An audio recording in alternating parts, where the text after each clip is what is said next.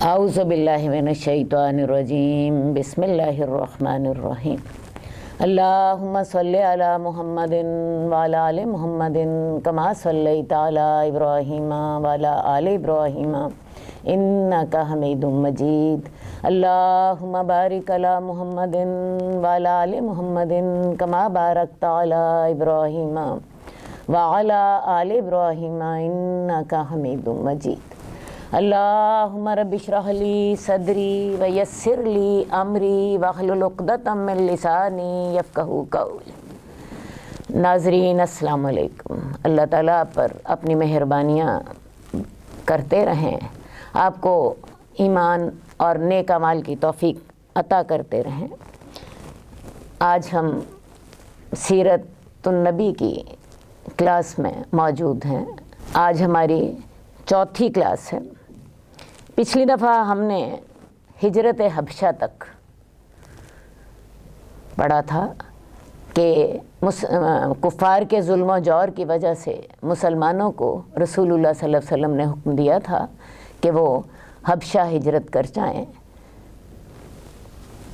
कुफ़ार ने इस मौके पर भी अपने दो नौजवानों को इन मुसलमानों को वापस लाने के लिए भेजा, लेकिन नज्जाशी ने इनकी एक ना सुनी और इनको वापस कर दिया। दोबारा भी हिजरत हबशा हुई जिसमें 100 से ज़्यादा मुसलमान मर्द और औरतें शरीक थीं। अब हम इसके आगे से शुरू कर रहे हैं। कुरैश देख रहे थे कि मुसलमानों की तादाद रोज़ बरोज़ बढ़ रही है। उन्होंने सोचा हम अबू तालिब से एक दफ़ा फिर बात करते हैं। बहुत से कुरैश के सरदार जो थे वो अबू तालिब के पास हाज़िर हुए और कहने लगे कि तुम्हारे भतीजे ने एक फितना बपा कर दिया है, उसने हमारे खुदाओं की तौहीन की है, उसने हमारे आबा व अजदाद को बेदीन कहा है और उसने एक मुआशरे में मसला पैदा कर दिया है। तो या तो तुम ऐसा करो कि तुम अपने भतीजे के सामने से हट जाओ, हम अकेले उससे निपट लेंगे, और अगर तुम इसके लिए तैयार नहीं हो तो फिर हम तुम्हारे साथ बड़ी सख्त जंग करेंगे। डायरेक्ट अबू तालिब को धमकी दी कि तुम उसकी हमायत से या तो दस्तबरदार हो जाओ या फिर हमारी तुम्हारे साथ भी जंग होगी। अब अबू तालिब जो थे इस धमकी से घबरा गए। उन्होंने रसूलुल्लाह सल्लल्लाहु अलैहि वसल्लम को बुलाया और उन्हें कहा कि भतीजे मेरे ऊपर उतना ही बोझ डालो जितना मैं सह सकता हूँ, और उन्होंने ये सारी बात रसूलुल्लाह सल्लल्लाहु अलैहि वसल्लम के गोश गुजार कर दी। अब रसूलुल्लाह सल्लल्लाहु अलैहि वसल्लम ने जब ये देखा कि शायद अबू तालिब भी मेरी हमायत से दस्तबरदार हो रहे हैं, आपने उनको बड़े अज़म के साथ कहा कि चाचा, अगर ये लोग मेरे दाएं हाथ पे सूरज और मेरे बाएं हाथ पे चांद भी रख दें तो तब भी मैं इस काम को नहीं छोड़ूंगा। या तो ये काम जो है ये इंतहा तक पहुंचेगा, यानी मैं कामयाब हो जाऊंगा, या मेरी जान इस रास्ते में फना हो जाएगी। आपने ये बात कही और उसके साथ ही आपकी आंखें जो थीं अश्कबार हो गईं। अबू तालिब जो थे उन्होंने जब भतीजे को इस हाल में देखा तो दिल मोहब्बत से पिघल गया। कहने लगे, भतीजे जाओ, जो तुम्हारा जी चाहता है करो, मैं जितनी मुझे तुम्हारी हमायत हो सकेगी मैं करता रहूँगा। अब कुफार ने जब ये देखा कि हमने अबू तालिब को इतनी सख्त धमकी दी है, उसके बाद भी अबू तालिब जो हैं वो आपकी हमायत ही करते रहते हैं, हालात में कोई तब्दीली नहीं आई, तो उन्होंने फिर एक और तजवीज़ सोची और उस तजवीज़ पर अमल भी कर दिया। कुरैश के जो सरदार थे इन्होंने क्या किया कि वलीद बिन मुगीरा के बेटे उमारा को साथ लेकर आए और अबू तालिब को एक पेशकश की। कहा कि बात यह है کہ یہ ولید بن مغیرہ کا جو بیٹا ہے یہ قوم کا سب سے بانکا نوجوان ہے، بڑا صحت مند، بڑا طاقتور اور ویسے بھی سردار کا بیٹا۔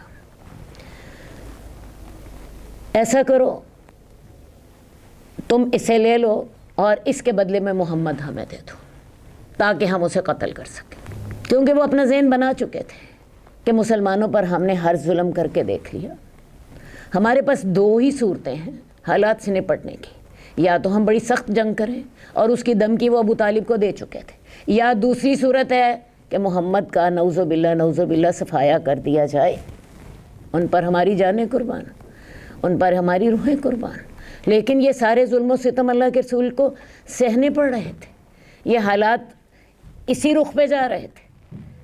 ابو طالب جو ہیں ان کو یہ پیشکش کی جا رہی تھی کہ ولید بن مغیرہ جو سردار رہا تھا قریش کا ابو جہل سے قبل، اس کا بیٹا تم لے لو جو صحت مند بھی تھا، جو طاقتور بھی تھا، جو خاندان کا بھی بہترین حسب و نسب رکھتا تھا، وہ تم لے لو اور اس کے بدلے میں ہمیں محمد دے دو تاکہ ہم اسے قتل کریں اور یہ فتنہ ختم ہو جائے جو ہمارے معاشرے میں بپا ہو گیا، جس نے بیٹے کو باپ سے اور خامند کو بیوی سے جدا کر دیا ہے۔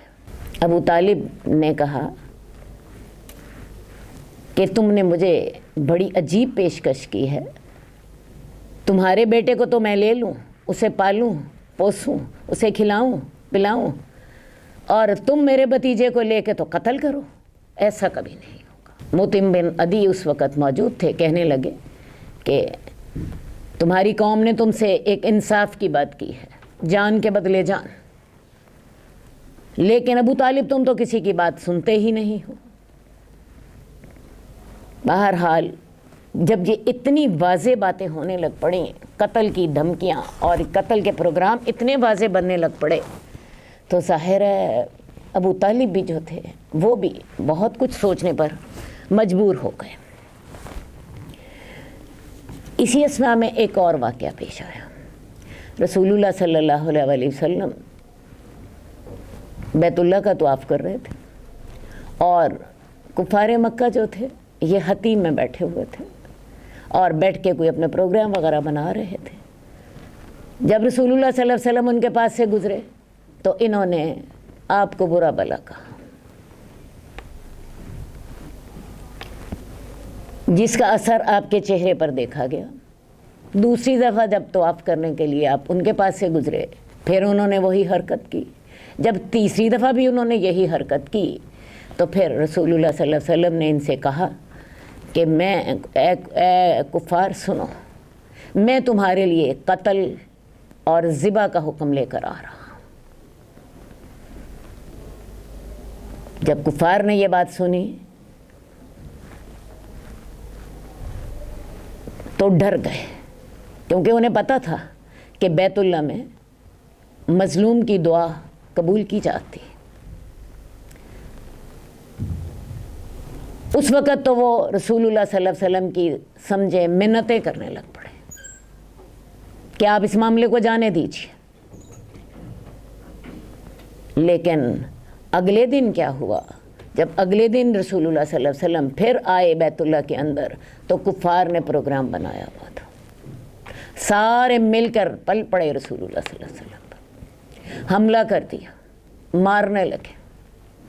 حضرت ابو بکر کو خبر ملی تو حضرت ابو بکر دوڑے آئے اور آ کے وہ رسول اللہ صلی اللہ علیہ وسلم کو چھڑانے کے لیے لگ گئے۔ اب حضرت ابو بکر کو بھی مار پڑ رہی ہے، رسول اللہ صلی اللہ علیہ وسلم کو بھی، اور ساتھ ہی ابو بکر رضی اللہ تعالیٰ عنہ روتے جاتے تھے اور ساتھ ساتھ کہتے جاتے تھے اتقتلون رجلا، تم ایک آدمی کو قتل کرتے ہو ان یقول لا الہ الا اللہ، صرف اس بات پر کہ وہ لا الہ الا اللہ کہتا ہے۔ کفار نے بہت مارا، بہت مارا، یہاں تک کہ حضرت اسماء کہتی ہیں کہ ابو بکر جو تھے وہ اتنے زخمی ہو گئے کہ ان کا چہرہ جو تھا اس میں پتہ ہی نہیں چلتا تھا ناک کہاں ہے اور ہونٹ کہاں ہے، اتنا سوچ گیا۔ حضرت اسماء کے رضی اللہ تعالیٰ عنہ ان کی بیٹی ہیں، وہ کہتی ہیں کہ ان کے سر کے بال جہاں سے ہم پکڑتے تھے وہیں سے ہمارے ہاتھ میں چٹکی میں آ جاتے تھے۔ بہرحال یہ سارے ظلم ہو رہے تھے، رسول اللہ صلی اللہ علیہ وسلم بھی سہ رہے تھے اور حضرت ابو بکر بھی سہ رہے تھے اور آپ کے دوسرے ساتھی بھی۔ کچھ ظلم پچھلی دفعہ میں نے ان کا ذکر کیا تھا، اس لیے اب میں اس موقع پر اس کا ذکر نہیں کرتی۔ اسی موقع پر ابو جہل نے کیا کیا کہ وہ قتل کا منصوبہ بنایا رسول اللہ صلی اللہ علیہ وسلم کا۔ اس کا ذکر پچھلی دفعہ میں نے کیا تھا، زیادہ تفصیل سے اب آپ کو بتا دیتی ہوں۔ یہ اس دور کی بات ہے۔ ابو جہل نے ارادہ کیا کہ جب آپ آئیں گے بیت اللہ میں تو میں ایک بڑے پتھر کے ساتھ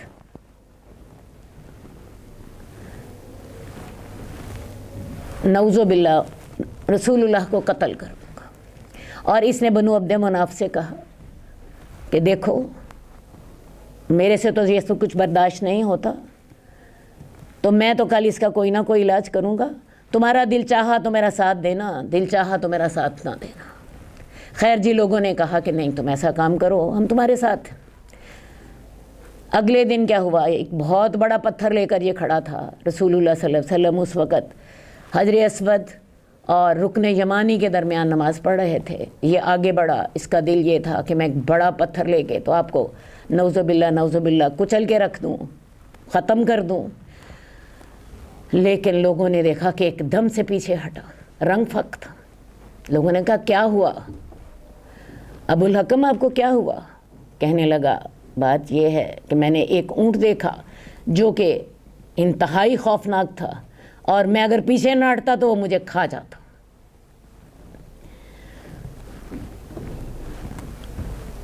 اس ظلم و ستم کے دور میں رسول اللہ صلی اللہ علیہ وسلم نے پھر قریش کے لیے بد دعا کی۔ ویسے بھی اللہ تعالیٰ کی سنت ہے کہ جب کوئی قوم کسی نبی پر نہیں لاتی تو اللہ تعالیٰ اس قوم کو سمجھانے کے لیے بڑے عذاب سے قبل چھوٹی آزمائشیں بیچتے ہیں۔ یہ اللہ کی سنت ہے۔ رسول اللہ صلی اللہ علیہ وسلم نے ان کے لیے بد دعا کی کہ اللہ تعالیٰ جیسے حضرت یوسف کا قحط تھا اسی طرح ان پر قحط نازل فرما دے۔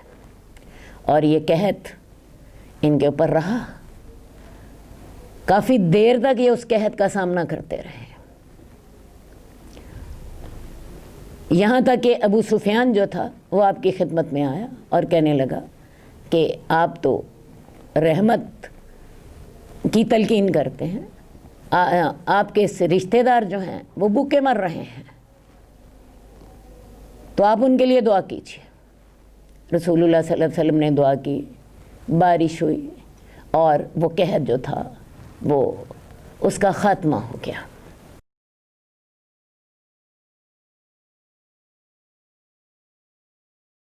قحط کا خاتمہ ہو گیا۔ اسی دور میں ہی وہ والا واقعہ بھی ہوا جس کا ذکر سورہ روم میں موجود ہے۔ اس دور میں ایران اور روم یہ دو سپر پاورز تھیں۔ کچھ دیر قبل ایرانیوں نے رومیوں کو شکست دے دی تھی، ورنہ اس سے پہلے رومی جو تھے وہ زیادہ طاقتور تھے۔ لیکن اس دور میں نے آپ کو بتایا کہ ایرانیوں نے رومیوں کو شکست دے دی، اور پھر قرآن مجید میں آیات اتر آئی، غلبت الروم فی ادنی الارض وهم من بعد غلبہم سیغلبون، کہ رومی مغلوب ہو گئے اور وہ اپنے مغلوب ہونے کے بعد جلد ہی غالب آ جائیں گے، جلد ہی غالب آ جائیں گے۔ اب مسلمانوں کی ہمدردیاں اس وقت اہل روم کے ساتھ تھیں، کیونکہ رومی جو تھے وہ عیسائی تھے اور ایرانی جو تھے وہ مشرک تھے، آتش پرست۔ کفار مکہ کی جو ہمدردیاں تھیں وہ ایرانیوں کے ساتھ تھیں، اور مسلمانوں کی ہمدردیاں اہل کتاب عیسائیوں کے ساتھ تھیں۔ اور حالت یہ ہو گئی تھی کہ کفار مسلمانوں کو طعنہ دیتے تھے کہ جیسے رومی شکست کھا گئے ہیں ہم بھی تمہارا صفایا کر دیں گے۔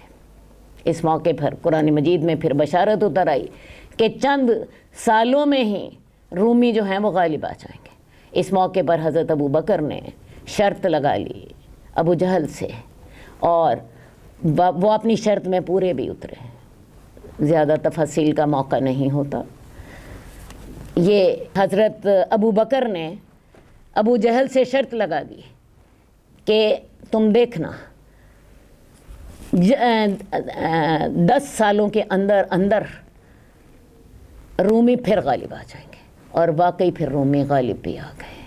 اسی اثنا میں، اسی ظلم و جور کے ماحول میں حضرت ابو بکر جو تھے انہوں نے بھی ہجرت کا ارادہ کر، مکے سے نکل کے برق غماد تک گئے۔ تو یہ تقریباً 2 دنوں کا سفر تھا کہ راستے میں انہیں ابن دغنہ ملا۔ وہ ابو بکر سے کہنے لگا کہ بھئی آپ کیوں ملک چھوڑ کر چاہ رہے ہیں؟ تم جیسے نیک اور معزز اور شریف لوگوں کو تو اپنا وطن نہیں چھوڑنا چاہیے۔ حضرت ابو بکر نے وجہ بتائی کہ ہم لوگوں کے ظلم و ستم کی وجہ سے ہم مجبور ہو گئے ہیں۔ ابن دغنہ نے کیا کیا، انہیں اپنی پناہ میں لیا، اور اپنی پناہ میں لے کے انہیں واپس مکہ لے آئے، اور اعلان کر دیا کہ آج کے بعد کسی نے ابو بکر کے ساتھ زیادتی کی تو اسے میرا سامنا کرنا پڑے گا، میں ان کی حفاظت کروں گا۔ خیر جی، حضرت ابو بکر کو تھوڑا سا سکون ہو گیا۔ حضرت ابو بکر نے اپنے گھر میں ایک مسجد بنائی ہوئی تھی جس میں وہ نماز پڑھتے، قرآن پڑھتے، اور حضرت ابو بکر کی عادت تھی کہ جب آپ قرآن پڑھتے تھے تو بہت روتے تھے۔ لوگ ان کے سوچ سے متاثر ہوتے۔ لوگوں نے ابن دغنہ سے شکایت کی کہ یہ دیکھو، یہ ہمارے نوجوانوں کو متاثر کر رہا ہے، ہماری عورتیں اس کی آواز سے متاثر ہو رہی ہیں، ہمارے بچے اس کی آواز سے متاثر ہو رہے ہیں، تم اس کو روکو۔ ابن دغنہ نے حضرت ابو بکر سے بات کی کہ دیکھو، میں نے تمہیں پناہ دی ہے، اب لوگ یہ شکایت میرے پاس لے کر آئے ہیں تو تم اس کام سے باز رہو۔ حضرت ابو بکر کہنے لگے کہ ایسا ہے، میں تو اس کام سے باز نہیں رہوں گا، میں تو یہ نماز پڑھتا رہوں گا، اور اگر تم پناہ مجھے نہیں دینا چاہتے تو تم اپنی پناہ واپس لے لو، مجھے اللہ کی پناہ کافی۔ خیر جی، یہ سارے معاملات ہو رہے ہیں۔ اب انہی معاملات کے اندر ہی اللہ تعالیٰ نے کچھ خوشخبری کے پہلو بھی بتا دیے۔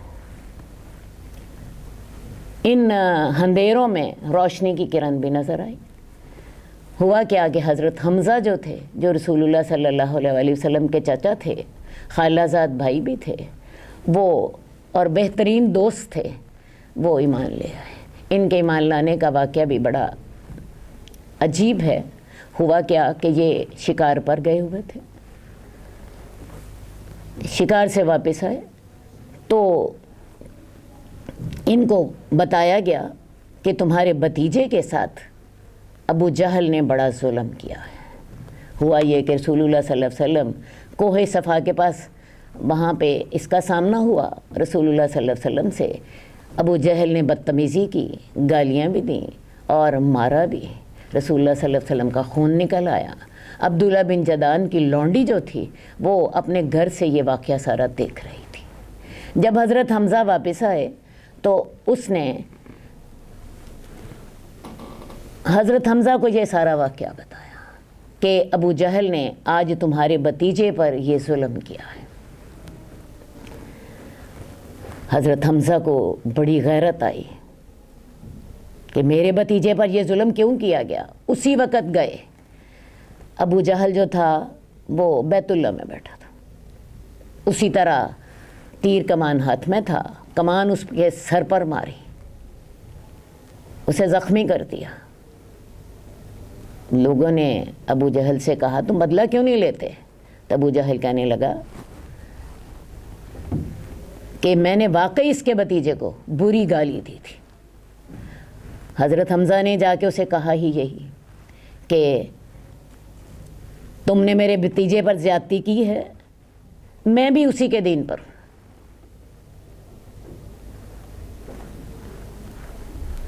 میں بھی اسی کے دین پر ہوں۔ اور یہ کہہ کے تو اس کو کمان اس کے سر پہ ماری، جس کے سر وہ اس کا سر جو تھا پھٹ گیا، اس نے بدلہ اپنا لے لیا۔ اب یہ ہے کہ رسول اللہ صلی اللہ علیہ وسلم ان کے پاس آئے، انہیں پتہ چلا، ظاہر ہے کچھ دل ٹھنڈا ہوا، لیکن ساتھ ہی چچا کو یہ بھی کہا کہ چچا میں تو تب خوش ہوتا ہوں جب آپ واقعی ایمان لے آئیں، اور حضرت حمزہ واقعی ایمان لے آئے۔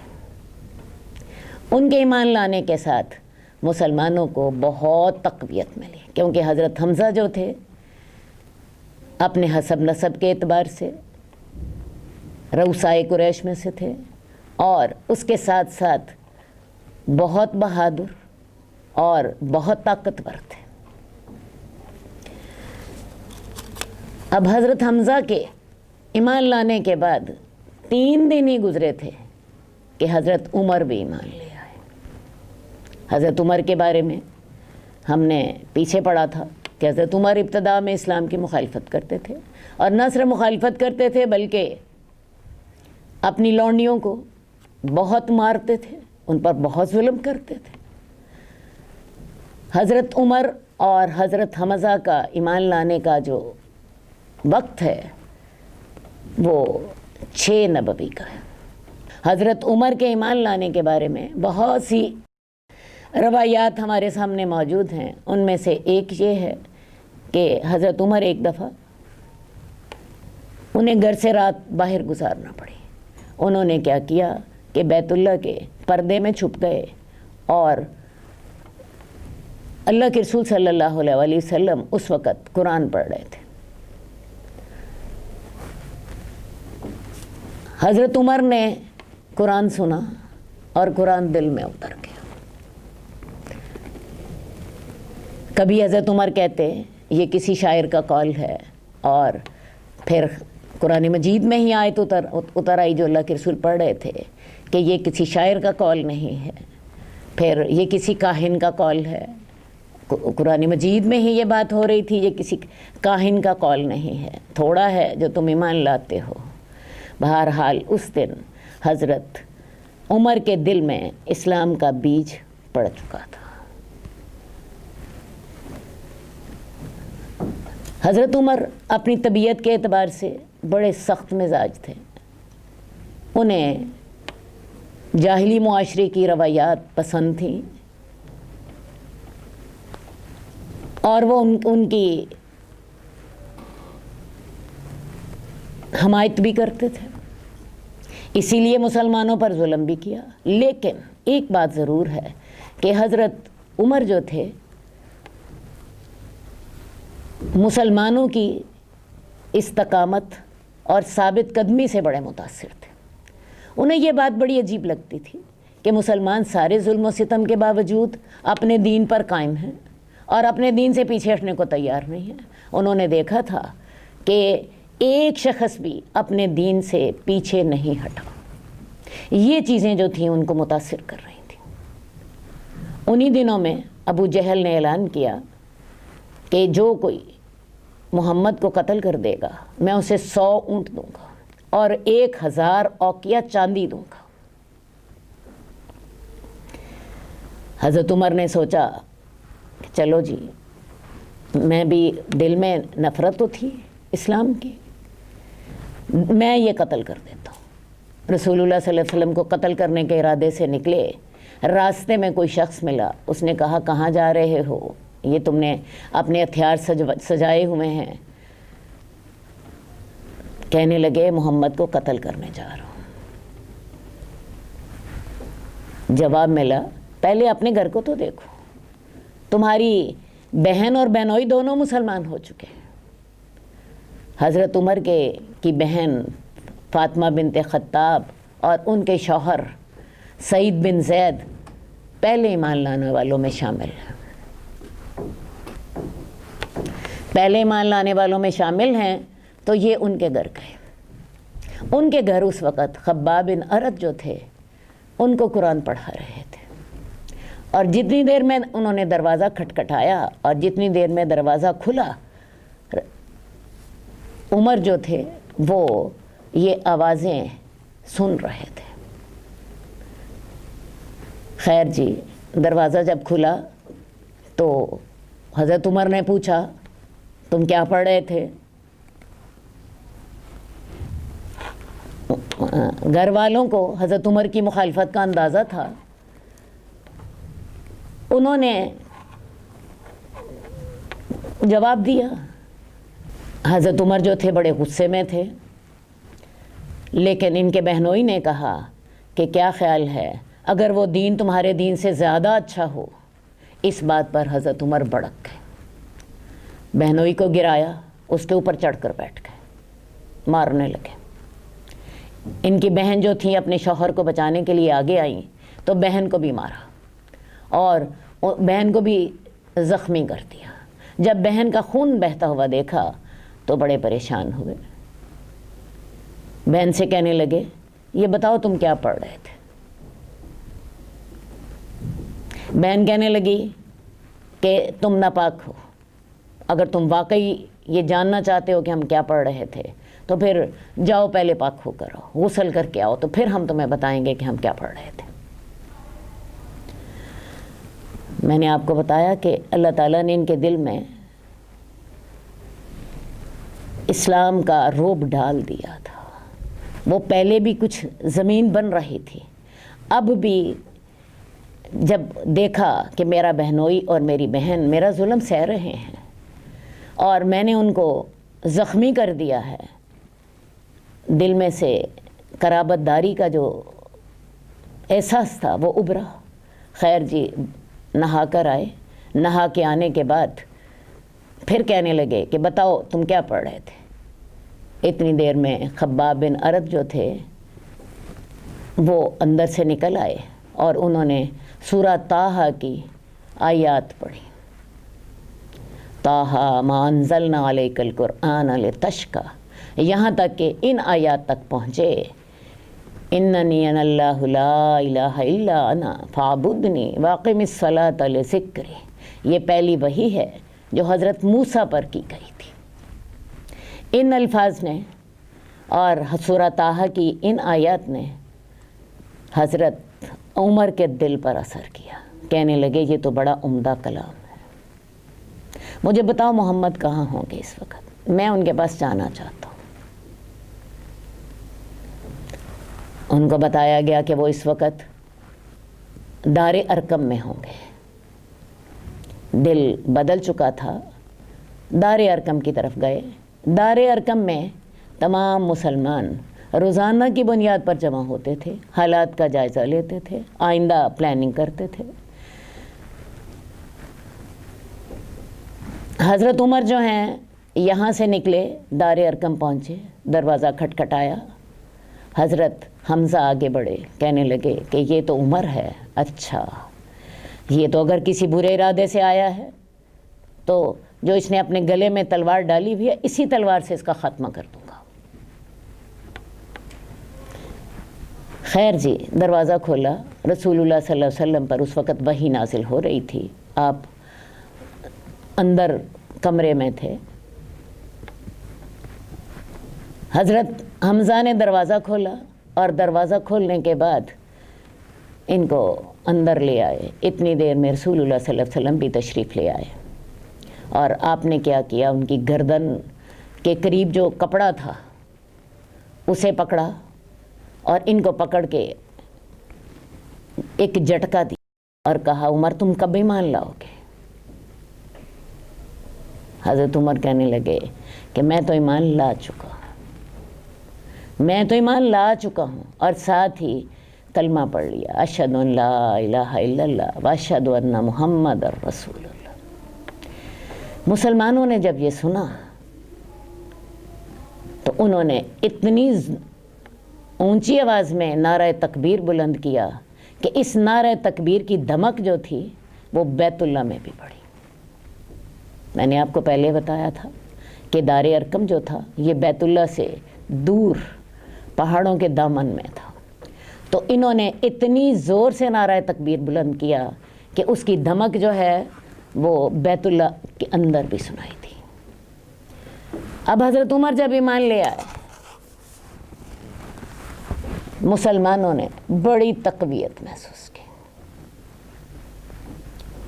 اس سے پہلے مسلمانوں کو یہ جرأت نہ تھی کہ وہ باہر نکلتے، یہ جرأت نہ تھی کہ بیت اللہ کے اندر نماز پڑھتے، رسول اللہ صلی اللہ علیہ وسلم بیت اللہ کے اندر نماز پڑھتے تھے تو آپ نے دیکھا کہ آپ کو آپ کی گردن پر پاؤں رکھنے کا ابو جہل نے دھمکی دی تھی، اور تب باز آیا تھا جب فرشتوں نے اس کو ڈرایا تھا۔ تو حضرت عمر کے ایمان لانے سے یہ ہوا کہ مسلمانوں کو پہلی دفعہ اپنی قوت کا احساس ہوا۔ اس دن مسلمان جو تھے وہ 2 قطاروں میں باہر نکلے اور بیت اللہ کی طرف گئے۔ ایک قطار کو حضرت عمر لیڈ کر رہے تھے اور ایک قطار کو حضرت حمزہ لیڈ کر رہے تھے، اور انہوں نے جا کے بیت اللہ میں اعلانیہ نماز پڑھی۔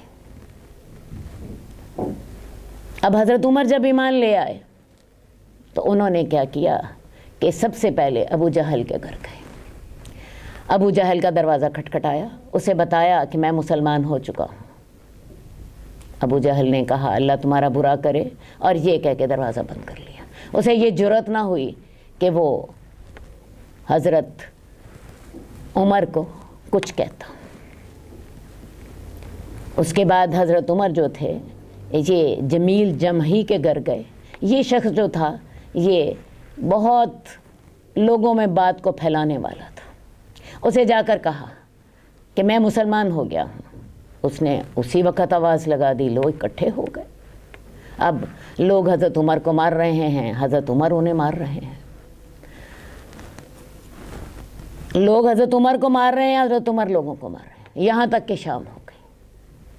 اگلے دن پھر وہی حال ہوا۔ لوگ حضرت عمر کو مارنے کے لیے یوں سمجھے انہوں نے پوری وادی بھر گئی لوگوں کی،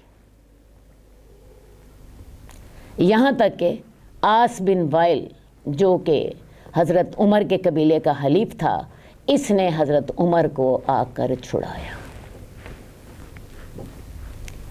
اس نے حضرت عمر کو آ کر چھڑایا، اور حضرت عمر کو فاروق کا لقب بھی جو تھا رسول اللہ صلی اللہ علیہ وسلم نے جب یہ مسلمان ہوئے ہیں اور ان کے ساتھ اسلام کو عزت ملی تو اسی موقع پر رسول اللہ صلی اللہ علیہ وسلم نے پھر ان کو فاروق کا لقب بھی دے دیا تھا۔ فاروق سے مراد ہوتا ہے فرق کرنے والا۔ تو یہ حالات ہیں، ان حالات میں اللہ تعالیٰ نے مسلمانوں کو حضرت حمزہ اور حضرت عمر کے ایمان کے ساتھ تقویت دے دی۔ حالات بد سے بدتر ہوتے جا رہے تھے۔ قریش کا نمائندہ ایک دفعہ پھر ابو طالب کے پاس آیا۔ اس نمائندے کا نام عتبہ بن ربیعہ تھا۔ اس نے آ کے رسول اللہ صلی اللہ علیہ وسلم سے پھر بات کی، کہنے لگا بات یہ ہے کہ ہم تمہاری ہر بات ماننے کو تیار ہیں، تم اپنا مسئلہ بتاؤ۔ اگر سرداری چاہتے ہو تو تمہیں سرداری دے دیتے ہیں، ہم تمہیں اپنا سردار بنا لیتے ہیں۔ مال چاہتے ہو تو مال دے دیتے ہیں۔ کسی خوبصورت لڑکی سے شادی کرنا چاہتے ہو تو سب سے خوبصورت لڑکی سے تمہاری شادی کرا دیتے ہیں، اور اگر تم پر کوئی آسیب یا جادو ہوا ہے تو تمہارا علاج بھی کرانے کو تیار ہے، لیکن اپنی بات سے باز آ جاؤ۔ رسول اللہ صلی اللہ علیہ وسلم نے اسے کہا کہ ابو الولید آپ نے جو باتیں کرنی تھیں کر لی۔ وہ کہنے لگا کہ ہاں میں نے کر لی۔ آپ خاموشی سے اس کی ساری باتیں سنتے رہے، اور اس کے جواب میں پھر آپ نے کیا کیا، سورہ فصلت کی آیات تلاوت کی۔ حامیم تنزیل من الرحمن الرحیم، اور آیات آپ پڑھتے گئے یہاں تک کہ آپ اس آیت پر پہنچے فَإِنْ أَعْرَضُوا فَقُلْ إِنِّي أَنذَرْتُكُمْ صَاعِقَةً مِثْلَ صَاعِقَةِ عَادٍ وَثَمُودَ۔ اگر تم پھر جاؤ تو میں تمہیں ایک کڑک سے ڈراتا ہوں، ایسی کڑک سے جیسی کڑک قوم عاد پر آئی تھی اور قوم سمود پر آئی تھی۔ اور عتبہ بن ربیعہ پر قرآن مجید کی آیات کا اتنا اثر ہو چکا تھا کہ جب اس نے یہ الفاظ سنے تو رسول اللہ صلی اللہ علیہ وسلم کے منہ پہ ہاتھ رکھ دیا۔ بس اسے یوں لگ رہا تھا ابھی یہ بجلی میرے اوپر آ کے رہے گی۔ آپ نے فرمایا تھا، آیت جو قرآن کی پڑھی تھی، میں دوبارہ اس کا ترجمہ آپ کو بتا دیتی ہوں کہ اے نبی ان سے کہہ دیجئے میں تمہیں ایسی کڑک سے ڈراتا ہوں، ایسی بجلی سے ڈراتا ہوں جیسی کڑک اور بجلی قوم عاد اور سمود پہ پڑی تھی۔ اور ربیہ جو تھا وہ اتنا متاثر ہو چکا تھا کہ وہ کہ اس نے آپ کے منہ پر ہاتھ رکھ دیا کہ ایسا نہ ہو کہ کہیں میرے اوپر اسی وقت کڑک اور بجلی آ نہ جائے۔ آپ نے کہا بس یہ میرا جواب ہے، اور آپ نے کوئی بھی بات نہ کی۔ اب عتبہ بن ربیعہ جیسا کہ میں نے پہلے آپ کو بتایا متاثر ہو چکا تھا، واپس گیا تو لوگوں نے کہا یہ اس چہرے کے ساتھ نہیں آیا جس چہرے کے ساتھ گیا تھا۔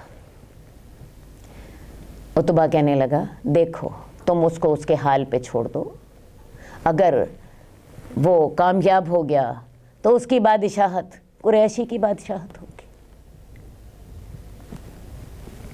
اس کو اس کے حال پہ چھوڑ دو۔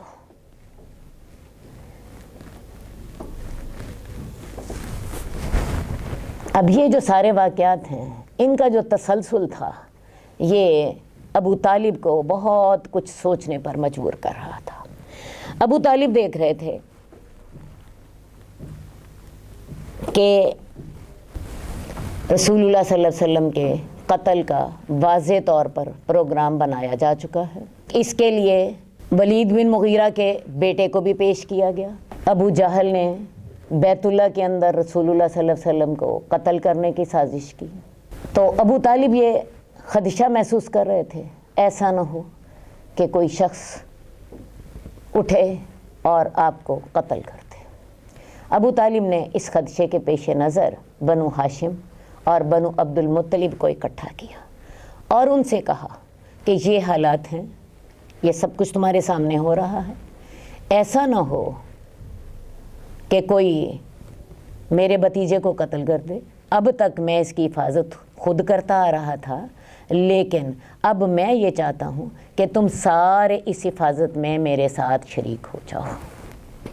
بنو ہاشم اور بنو عبد المطلب جو تھے وہ سارے کے سارے، چونکہ وہاں پہ قبائلی نظام تھا اور قبائلی نظام میں اپنے قبیلے کی حفاظت اور قبیلے کی کسی بھی فرد کی حفاظت یہ سب بہت اہم ہوتی تھی، لہٰذا تمام بنو ہاشم اور تمام بنو عبد المطلب نے ابو طالب سے اتفاق کیا سوائے ابو لہب کے۔ یہ بدبخت جو تھا یہ اس وقت بھی ان سے اتفاق کرنے والوں میں نہ تھا، ان کی مخالفت کرنے والوں میں سے تھا۔ اب قریش جو تھے یہ سارے حالات دیکھ رہے تھے۔ قریش دیکھ رہے تھے کہ حضرت حمزہ ایمان لا چکے، قریش دیکھ رہے تھے کہ حضرت عمر ایمان لا چکے، قریش دیکھ رہے تھے کہ عتبہ بن ربیعہ کی تمام پیشکشوں کو مسترد کر دیا جا چکا، قریش دیکھ رہے تھے کہ ابو طالب نے تمام بنو ہاشم کو اور بنو عبد المطلب کو رسول اللہ صلی اللہ علیہ وسلم کی حفاظت کے لیے اکٹھا کیا اور ان سے وعدہ لیا۔ قریش نے بیٹھ کے سوچا کہ اب کیا کرنا چاہیے۔ وہ اب ایک ڈائریکٹ اقدام پر سنجیدہ ہو گئے۔ انہوں نے پروگرام بنایا مسلمانوں کے سوشل بائیکاٹ کا، اور اس سوشل بائیکاٹ کی شرائط یہ تھی کہ مسلمانوں کے ساتھ کوئی شخص کسی بھی قسم کا لین دین نہیں رکھے گا جب تک محمد کو وہ قتل کرنے کے لیے ہمارے حوالے نہ کر دے۔ نہ ان سے ملے جلے گا، نہ ان سے خرید و فروخت کرے گا، نہ ان سے شادی بیاہ کا معاملہ کرے گا، ان کا ٹوٹل بائیکاٹ۔ ان سے میل جول بھی نہیں کرنا، ان سے سودا بھی نہیں بیچنا، ان سے کوئی رشتہ داری کا لین دین بھی نہیں کرنا، کوئی رشتہ بھی نہیں کرنا، اور جو ایسا کرے گا اس کے ساتھ بھی یہی بائیکاٹ کیا جائے گا۔ یہ دیکھیں یہ کتنا مشکل معاملہ تھا کہ جو شخص اس بائیکاٹ میں شامل نہیں ہوگا اس کے ساتھ بھی یہی سوشل بائیکاٹ کیا جائے گا۔ ٹھیک ہے جی، خیر جی، جب یہ بائیکاٹ کا فیصلہ ہو گیا، یہ تمام لوگ جو تھے خیف بنی کنانہ میں محسب کے علاقے میں اکٹھے ہوئے اور انہوں نے ایک دستاویز لکھی اور اس میں یہ ساری شرائط لکھ دی۔ یہ ساری شرائط لکھ کے اس دستاویز کو بیت اللہ کے اندر لٹکا دیا، اور اس دستاویز میں انہوں نے اس سوشل بائیکاٹ کا اعلان کر دیا۔ اب رسول اللہ صلی اللہ علیہ وآلہ وسلم نے جب حج کیا تھا تو آپ حج سے واپسی پر خیف بنی کنانہ میں ایک رات ٹھہرے تھے، اور اس چیز کا انہوں نے شکریہ ادا کیا تھا کہ ایک وہ وقت تھا کہ تمام کفار جو تھے وہ میرے قتل کے ارادے کے لیے اس جگہ پہ اکٹھے ہوئے تھے، آج وہ سارے آپ کے جانثار بن چکے تھے۔ بہرحال آگے چلتے ہیں کہ اب یہ دستاویز جو تھی یہ بیت اللہ میں لٹکا دی گئی۔ عرب لوگوں کا طریقہ تھا، جو اہم معاملہ ہوتا تھا اسے بیت اللہ میں لٹکا دیتے تھے۔ ابو طالب نے کیا کیا؟ اپنے تمام قبیلے کو اکٹھا کیا۔ ان میں جیسا کہ میں نے آپ سے کہا بنو عبد المطلب بھی تھے، ان میں بنو عبد المطلب بھی تھے، بنو ہاشم بھی تھے۔ قبائلی نظام تھا، قبیلہ اپنے افراد کے ساتھ چلتا تھا۔ تو ابو طالب نے اپنے تمام قبیلے کو اکٹھا کیا اور شیب ابی طالب میں آ گئے۔ یہ شیب ابی طالب ایک پہاڑ تھا، اس کی گھاٹی میں آ گئے۔ یہ ابو طالب کی سمجھ لیجیے ان کا ذاتی تھا، ان کی ذاتی جاگیر تھی، زمین تھی آج کل کے دور کے مطابق۔ تو ان کو ابو طالب جو تھے تمام بنو ہاشم اور تمام بنو عبد المطلب کو وہاں لے آئے۔ ان میں مسلمان بھی تھے اور ان میں وہ بھی لوگ تھے جنہوں نے اسلام قبول نہیں کیا تھا۔ میں نے آپ کو پہلے بتایا ہے کہ وہاں قبائلی نظام چلتا تھا۔ اسی قبائلی نظام کے تحت ابو طالب دیکھ لیں، انہوں نے مسلمان نہ ہونے کے باوجود بھی اپنے قبیلے کی حفاظت کی ہے، رسول اللہ صلی اللہ علیہ وسلم کی حفاظت کی ہے اپنی طاقت کی حد تک۔ بہرحال جی اب مسلمان جو ہیں یہاں آ گئے ہیں۔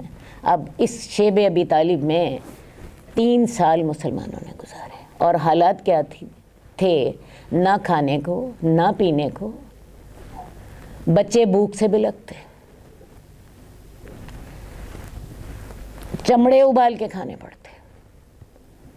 اصل بات ہے، تھوڑی سی مجھے آپ کو بیک گراؤنڈ بتانی چاہیے۔ مکہ ایسی جگہ نہیں ہے جو کہ زرخیز ہو، جہاں کچھ اگتا ہو۔ قرآن مجید کہتا ہے کہ وہ وادٍ غیر ذی زرع تھا، پانی وہاں ملتا نہیں تھا۔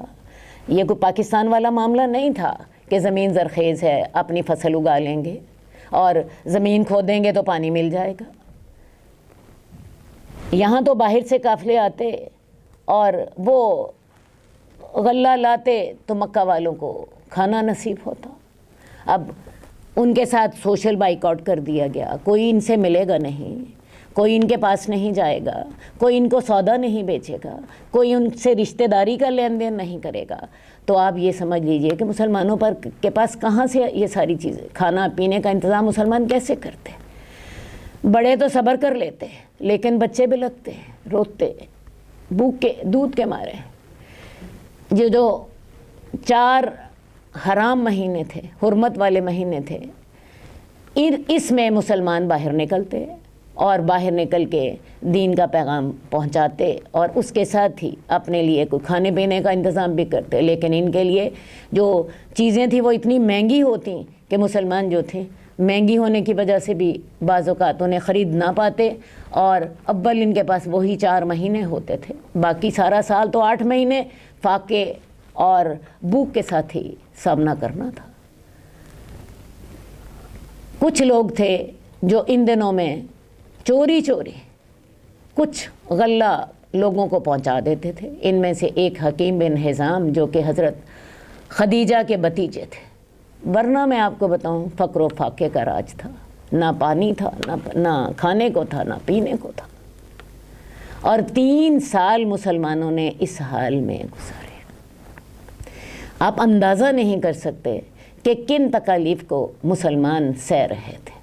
چمڑے ابال کے پیتے، پتے ہوتے تو پتے بھی کھا لیتے، لیکن میں نے آپ کو بتایا مکے میں اگتا بھی کچھ نہیں، جاڑیاں کہیں کہیں نظر آ جاتی ہیں، وہ بھی بہت کم۔ بہرحال یہ جو 3 سال گزرے ہیں، یہ سارے مسلمان اور ان کے ساتھ ساتھ ان کا قبیلہ بنو ہاشم اور بنو عبد المطلب، یہ سارے یہ بائیکاٹ کا سامنا کر رہے ہیں۔ اب ان حالات میں قریشی کے بعض لوگوں کو خیال آیا کہ ہم تو میں کھائیں پیئیں اور یہ ہمارے بہن بھائی بھوکے مرے۔ ان میں ہاشم بن عمر نے سب سے پہلے یہ بات جو تھی یہ حضرت زہیر سے کی۔ یہ زہیر جو تھے یہ رسول اللہ صلی اللہ علیہ وسلم کے پھپھی زاد بیٹے تھے۔ ان سے کہا کہ بھئی وہ سارے لوگ تو بھوکے مرے اور تم اپنے گھروں میں کھاؤ پیو اور عیش کرو۔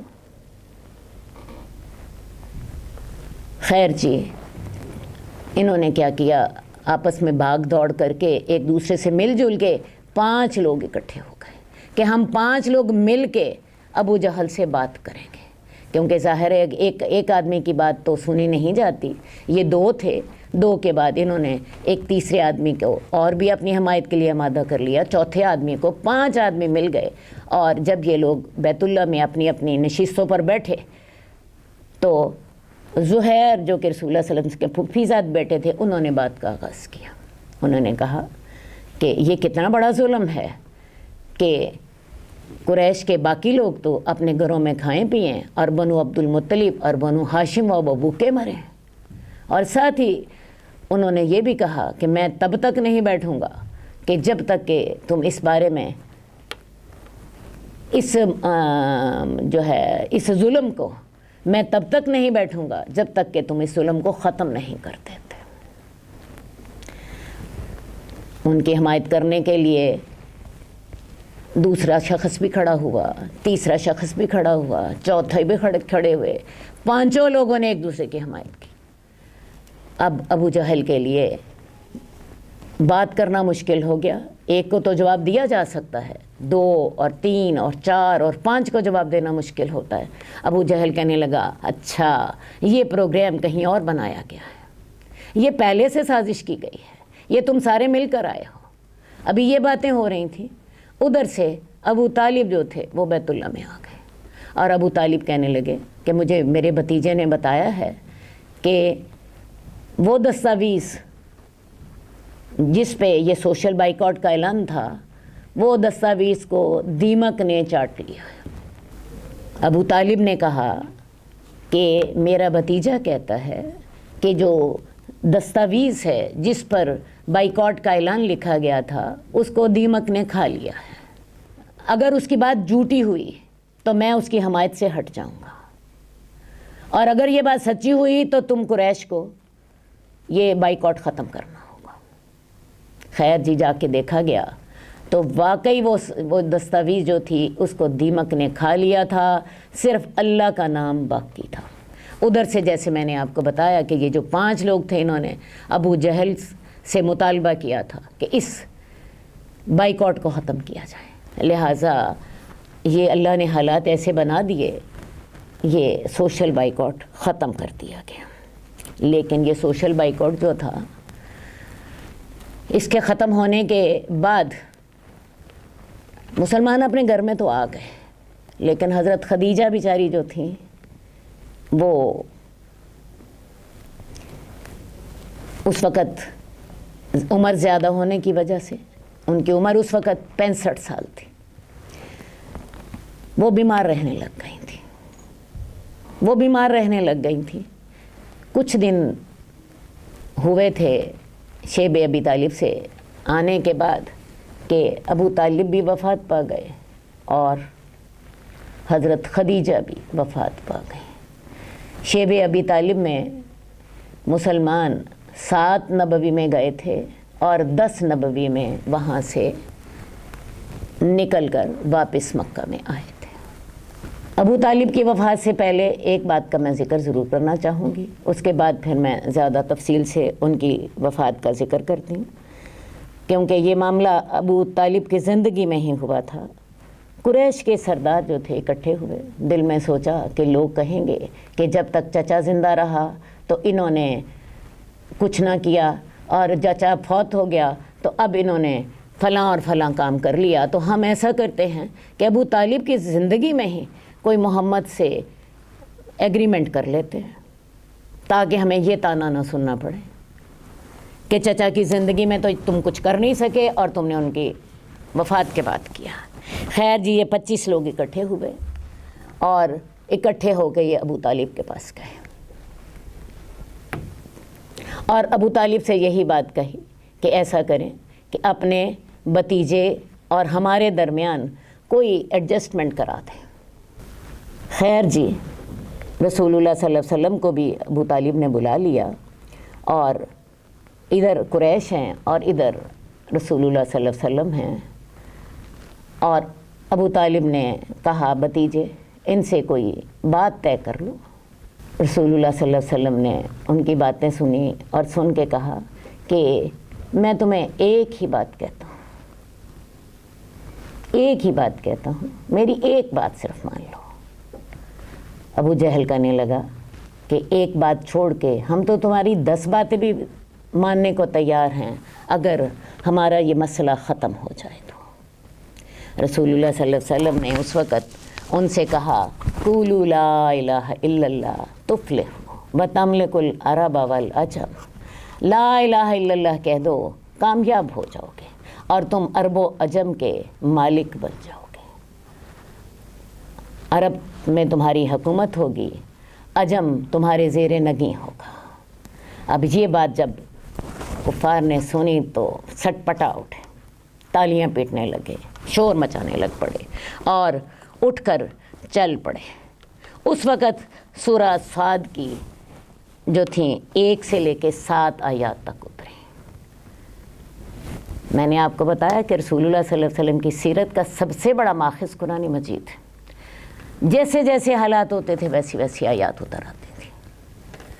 یہ حقیقتاً قرآن مجید جو ہے یہ رسول اللہ صلی اللہ علیہ وسلم کی سوانح حیات، پہلی وحی اتری ہے اقرا بسم ربک الذی خلق کے ساتھ، اور اس کے بعد پھر جیسے جیسے حالات ہوتے گئے ویسی ویسی آیات اترتی گئی، یہاں تک کہ وہ آیت بھی اتر آئی الیوم اکملت لکم دینکم واتممت علیکم نعمتی ورضیت لکم الاسلام دینا، کہ میں نے تمہارے لیے تمہارے دین کو مکمل کر لیا اور تمہارے لیے اسلام کو پسند کر لیا۔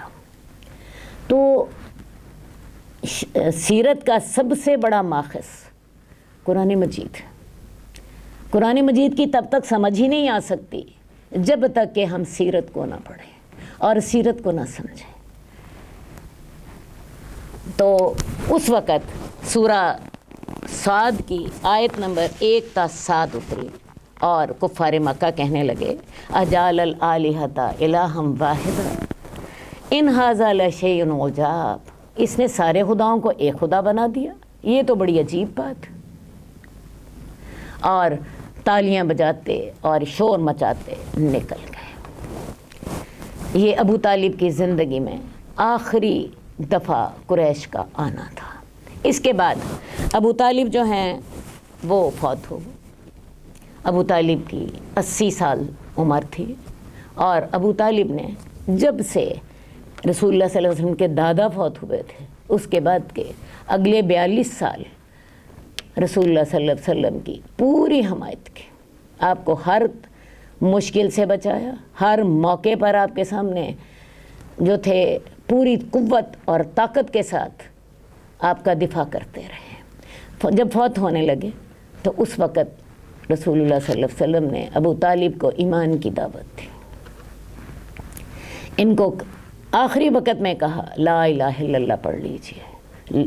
ادھر سے ابو جہل اور قریش کے ایک اور رشتہ دار بھی ان کے ساتھ تھے، وہ ابو طالب کو کہہ رہے تھے کہ کیا تم مرتے وقت اپنے باپ دادا کا دین چھوڑ جاؤ گے؟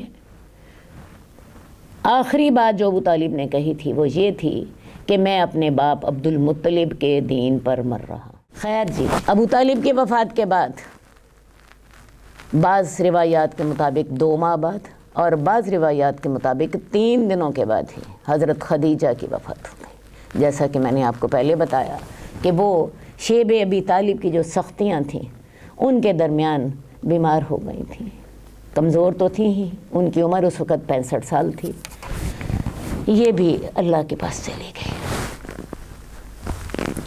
رسول اللہ صلی اللہ علیہ وآلہ وسلم ان دونوں واقعات سے بہت زیادہ غمگین ہو گئے۔ ابو طالب باہر کی دنیا میں آپ کا سہارا اور پناہ تھے، اور حضرت خدیجہ گھر میں آپ کا سہارا اور پناہ تھی۔ رسول اللہ صلی اللہ علیہ وسلم کو جب بھی کوئی مشکل پیش آتی حضرت خدیجہ کے پاس آتے۔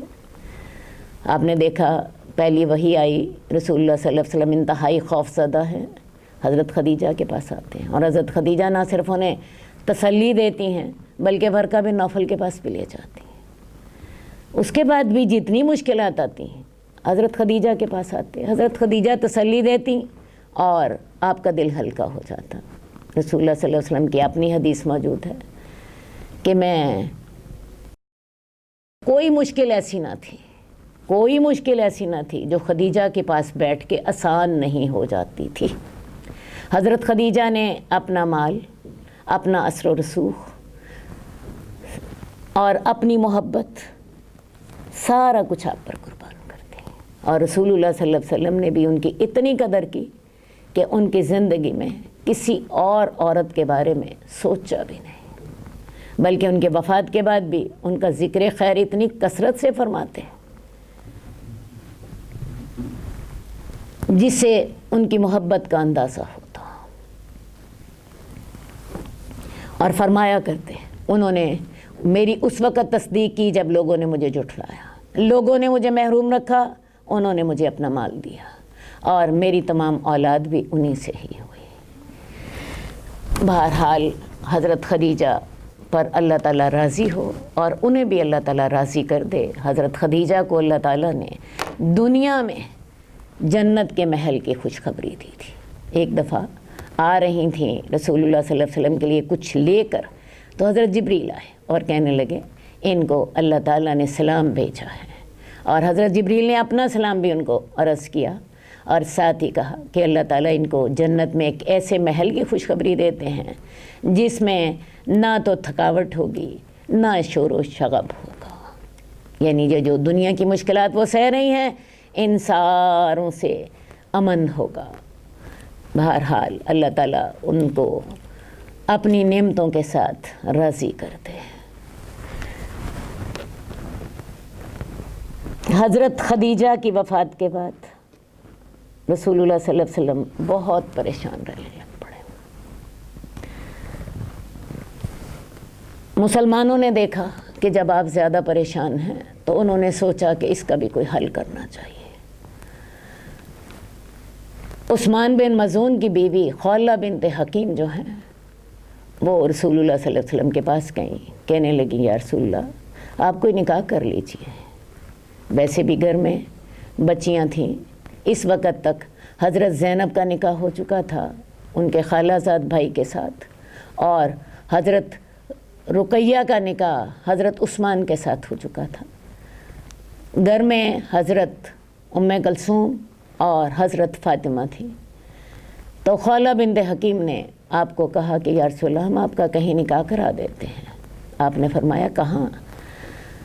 کہنے لگیں آپ کے لیے کمبارہ رشتہ بھی موجود ہے اور سیبہ کا رشتہ بھی موجود ہے۔ رسول اللہ صلی اللہ علیہ وسلم سے اجازت لے لی، ان کو تفصیل بتائی، اجازت لے لی اور اپنے مشن پہ چل پڑیں۔ گئیں حضرت سودا کے گھر میں۔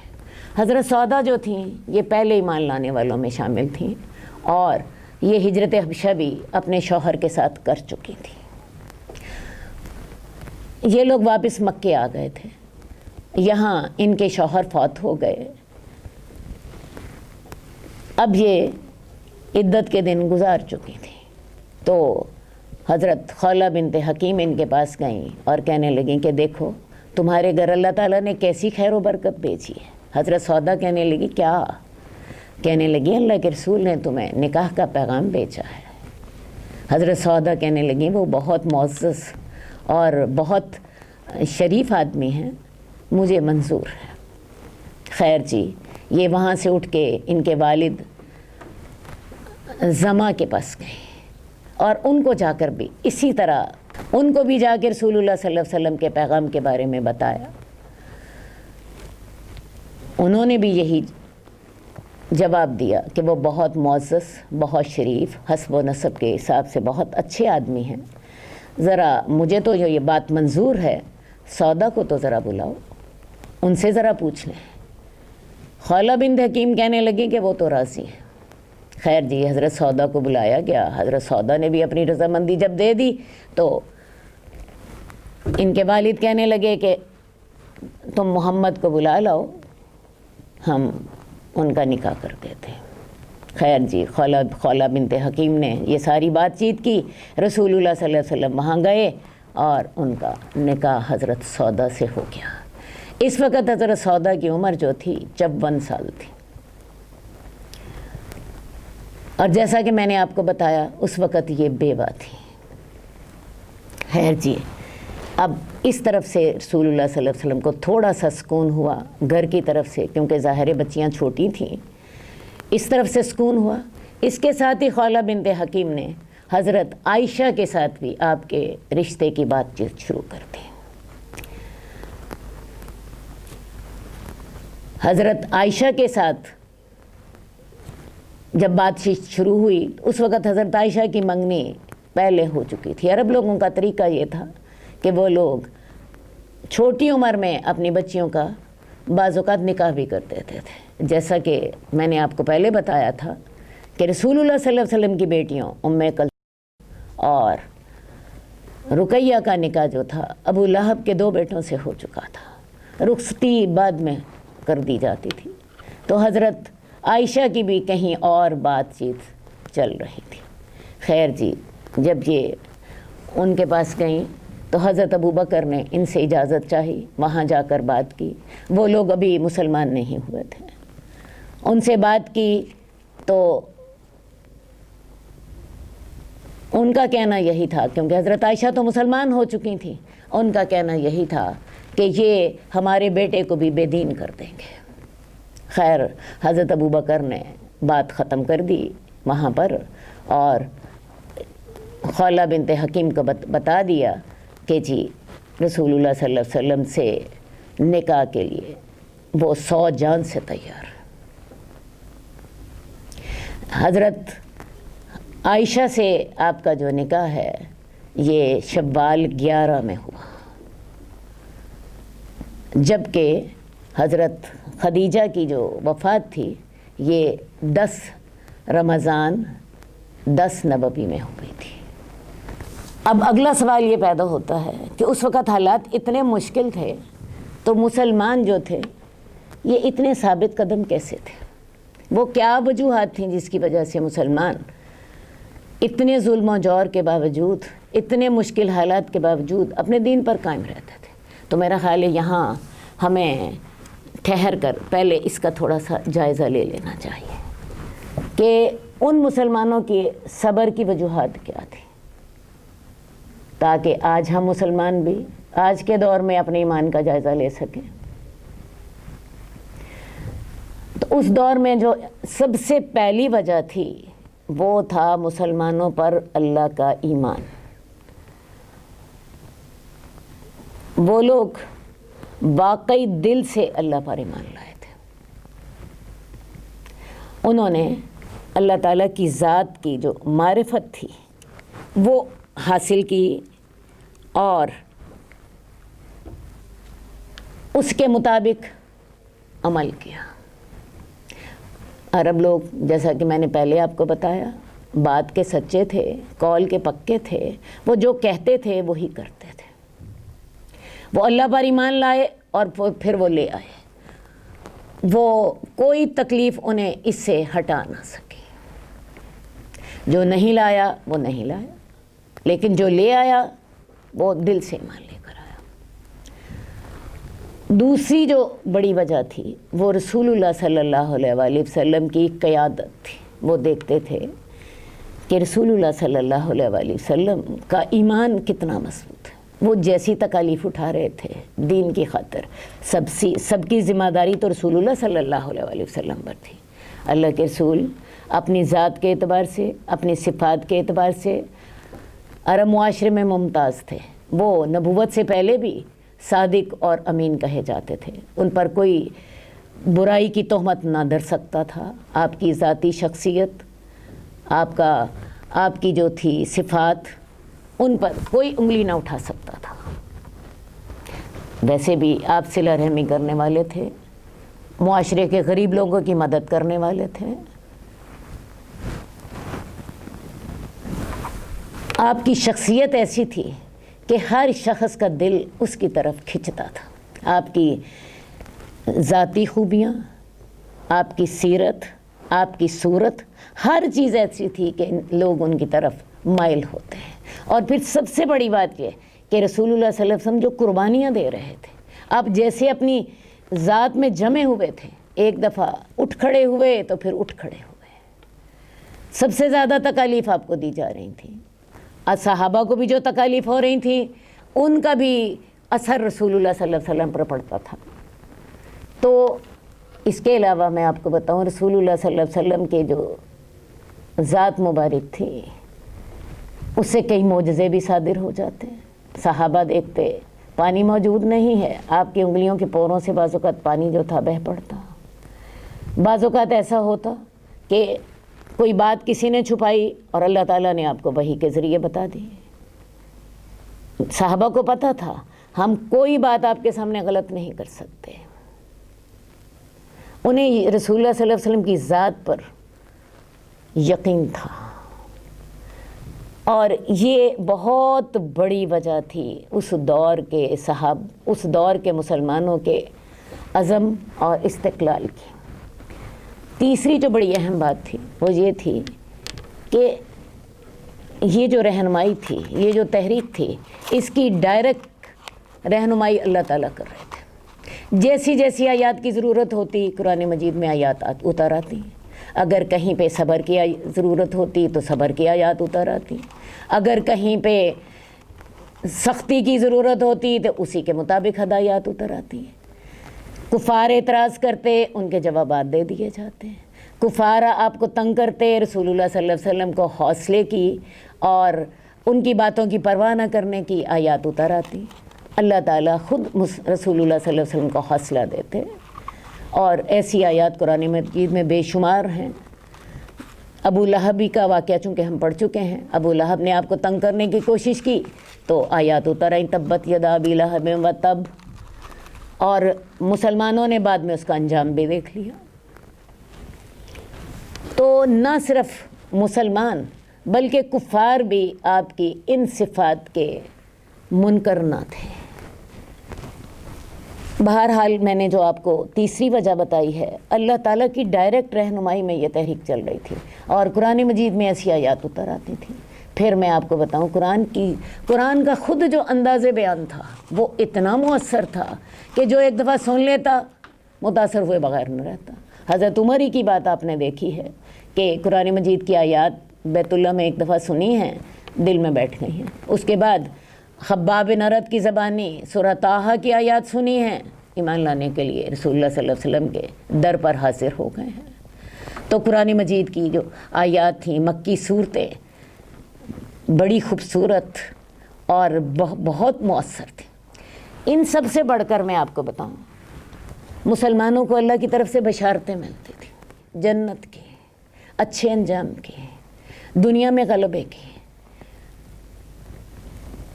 تو یہ ساری چیزیں مل کے انہوں نے مسلمانوں کا ایمان انتہائی مضبوط کر دیا تھا۔ ان کے لیے وہ مشکلات جو تھیں وہ رسول اللہ صلی اللہ علیہ وسلم کی ذات کے ساتھ مل کر ان مشکلات کو برداشت کرنا ممکن ہو گیا تھا، کیونکہ وہ دیکھتے تھے کہ رسول اللہ صلی اللہ علیہ وسلم ان سے 10 گنا زیادہ مشکلات برداشت کر رہے ہیں اور ہر قربانی دے رہے ہیں۔ تو یہ وہ تمام وجوہات تھیں جو کہ مسلمان جو تھے، جن کی وجہ سے مسلمان ان مشکلات کو برداشت کر رہے تھے۔ قرآن مجید میں ایسی آیات بھی اتر آتی تھیں، ام حسبتم ان تدخلوا الجنۃ ولما یاتکم مثل الذین خلوا من قبلکم مستهم الباساء والضراء وزلزلوا حتى يقول الرسول والذين آمنوا معه متى نصر اللہ الا ان نصر اللہ قریب۔ تمہارا کیا خیال ہے؟ تم جنت میں داخل ہو جاؤ گے اور تمہارے اوپر تو بھی مشکلات اور مصیبتیں ویسی نہیں آئیں جیسی پہلے لوگوں پر آئی تھیں، ان کو تو جھنجھوڑا گیا، ان کو تو ایسی ایسی مصیبتیں آئیں کہ رسول بھی پکار اٹھا کہ اللہ کی مدد کب آئے گی، اللہ کی مدد قریب ہے۔ تو اس طرح کی آیات رسول اللہ صلی اللہ علیہ وسلم کی رہنمائی، اللہ تعالیٰ کی ڈائریکٹ رہنمائی، پھر بشارتیں، پھر کفار کو جو تھے دھمکیاں، یہ سارا کچھ مل کے انہوں نے مسلمانوں کا ایمان جو تھا وہ انتہائی مضبوط کر دیا تھا اور وہ ہر تکلیف سہنے کو تیار تھے۔ اب اگلا ہمارا موضوع ہے طائف کا سفر۔ ابو طالب کی وفات کے بعد ابو لہب اپنے قبیلے کا سردار بن گیا۔ ابو لہب آپ کا جتنا دشمن تھا میرا خیال ہے آپ لوگوں کو اندازہ ہی ہوگا۔ ابو لہب کے قبیلے کا سردار بننے کا پہلا نتیجہ کیا ہوا کہ ابو طالب کی جو آپ کو حمایت میسر تھی اس کی بجائے اب ابو لہب کی دشمنی جو تھی وہ آپ کے مقدر میں ہو گئی، انہوں نے آپ کو قبیلے سے نکال دیا۔ ان مشکل حالات میں رسول اللہ صلی اللہ علیہ وسلم نے سوچا کہ کہیں مکے سے باہر جایا جائے اور باہر جا کے دین کی دعوت دی جائے، شاید اللہ تعالیٰ وہاں سے کوئی مددگار پیدا کرتے ہیں۔ یہ سوچ کر آپ نے طائف کا سفر کیا۔ طائف جو ہے یہ مکے سے کوئی تقریباً 65 کلومیٹر کے فاصلے پر ہے۔ اس کا موسم ٹھنڈا ہوتا ہے، مکے سے بہت مختلف موسم ہے۔ وہاں پہ رسول اللہ صلی اللہ علیہ وسلم زید بن حارثہ کے ساتھ گئے اور پیدل سفر کیا۔ پیدل سفر کرنے کی وجہ یہ تھی کہ راستے میں جتنے قبائل آئیں گے ان کو بھی دین کی دعوت دیتے چلے جائیں گے۔ طائف میں رسول اللہ صلی اللہ علیہ وسلم 10 دن رہے۔ وہاں اس وقت 3 بھائیوں کی حکومت تھی، ایک عبد یالیل، ایک کا نام مسعود تھا، ایک کا نام حبیب تھا۔ تو یہ تینوں کے پاس رسول اللہ صلی اللہ علیہ وسلم گئے۔ تینوں نہ صرف یہ کہ ایمان نہیں لائے بلکہ انہوں نے بڑی ہی بدتمیزی کی۔ ان میں سے ایک کہنے لگا کہ اگر تمہیں اللہ نے نبی بنایا ہو تو میں تو کعبے کا پردہ پھاڑ دوں۔ دوسرا کہنے لگا کہ اللہ کو تمہارے سوا کوئی اور نبی بنانے کے لیے نہیں ملا تھا۔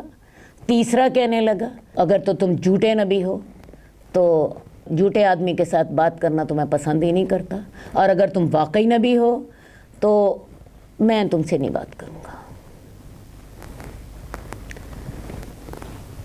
خیر جی، رسول اللہ صلی اللہ علیہ وسلم نے یہ سب کچھ سہا، ان سے اتنی درخواست کی کہ میرا اور تمہارا جو معاملہ ہوا ہے یہ کسی کو نہ بتانا، لیکن انہوں نے جواب جو تھا بدترین دیا۔ انہوں نے نہ صرف یہ کہ خود انکار کیا بلکہ طائف کے جو گنڈے تھے انہیں آپ کے پیچھے لگا دیا۔ اب طائف کے گنڈے جو تھے وہ رسول اللہ صلی اللہ علیہ وسلم کے پیچھے ہیں اور اللہ کے رسول صلی اللہ علیہ وسلم کو پتھر مار رہے ہیں، گالیاں بک رہے ہیں اور ساتھ انہیں کہہ رہے ہیں نکلو یہاں سے۔ رسول اللہ صلی اللہ علیہ وسلم آگے آگے اور یہ طائف کے گنڈے پیچھے پیچھے۔ ذرا سوچئے، ایک دفعہ ذرا یہاں ٹھہر جائیے، ذرا اندازہ کیجئے، امیجن کریں اللہ کے رسول آگے دوڑ رہے ہیں، پیچھے گنڈے ہیں، وہ مار رہے ہیں، وہ گالیاں بک رہے ہیں، وہ گالیاں دے رہے ہیں نکلو ہمارے علاقے سے۔ حضرت زید بن حارثہ آپ کا ساتھ دیتے ہیں، وہ پتھر اپنے سر پہ کھاتے ہیں، ان کا سر زخمی ہو جاتا ہے، لیکن کب تک؟ رسول اللہ صلی اللہ علیہ وسلم خود زخمی ہیں، آپ کی ایڑیاں خون سے بھر گئی ہیں۔ 3 میل تک یہ معاملہ چلتا ہے،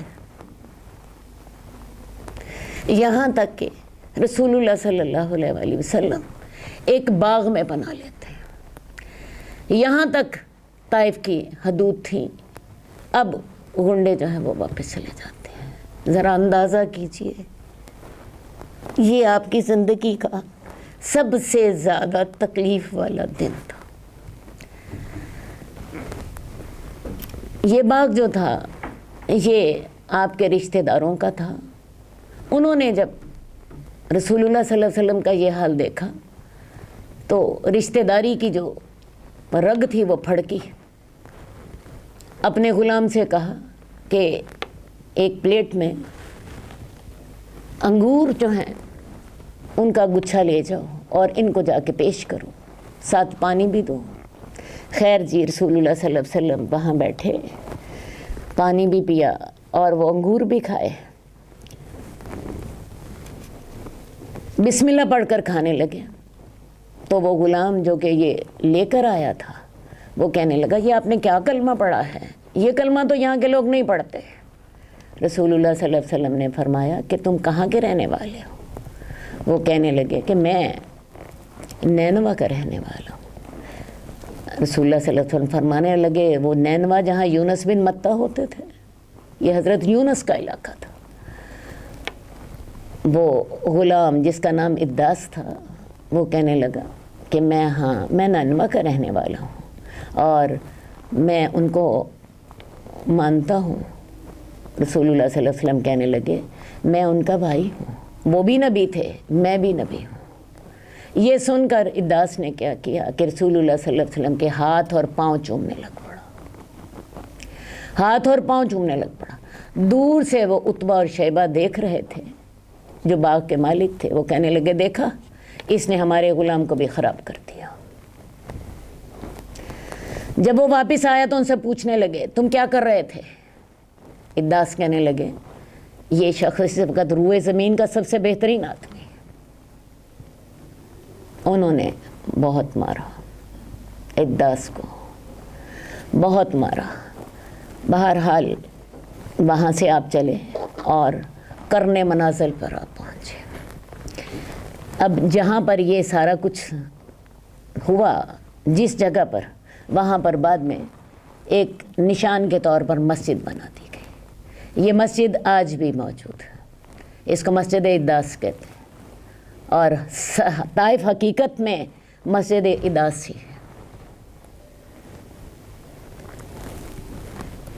اس کے بعد آپ کرنے منازل پہنچے. تھوڑا سا آگے تو وہاں دیکھا حضرت جبریل آپ کے پاس آئے. حضرت جبریل نے آپ کو سلام کیا اور سلام کر کے کہا پہاڑوں کا فرشتہ میرے ساتھ حاضر ہے، اللہ تعالیٰ نے اس کو بھیجا ہے، وہ آپ کی خدمت میں حاضر ہونا چاہتا ہے. خیر جی، پہاڑوں کا فرشتہ وہ بھی آپ کی خدمت میں حاضر ہوا اور اس نے بھی آپ کو سلام کیا اور کہا کہ اگر آپ چاہیں تو یہ طائف کے لوگوں نے جو آپ کے ساتھ سلوک کیا ہے مجھے آپ کے رب نے بھیجا ہے. اب اگر آپ چاہیں تو میں ان کو دو پہاڑوں کے درمیان پیس کے رکھ دوں. لیکن رسول اللہ صلی اللہ علیہ وسلم نے کہا نہیں، میری قوم جانتی نہیں، انہی کی نسل سے ایسے لوگ پیدا ہوں گے جو کل کو ایمان لے آئیں گے. ان موقعوں پہ ذرا رک کے دیکھیں کتنی تکلیف، کتنی اذیت. حضرت عائشہ نے آپ سے پوچھا تھا کہ یا رسول اللہ آپ کو سب سے زیادہ تکلیف کب ہوئی تھی؟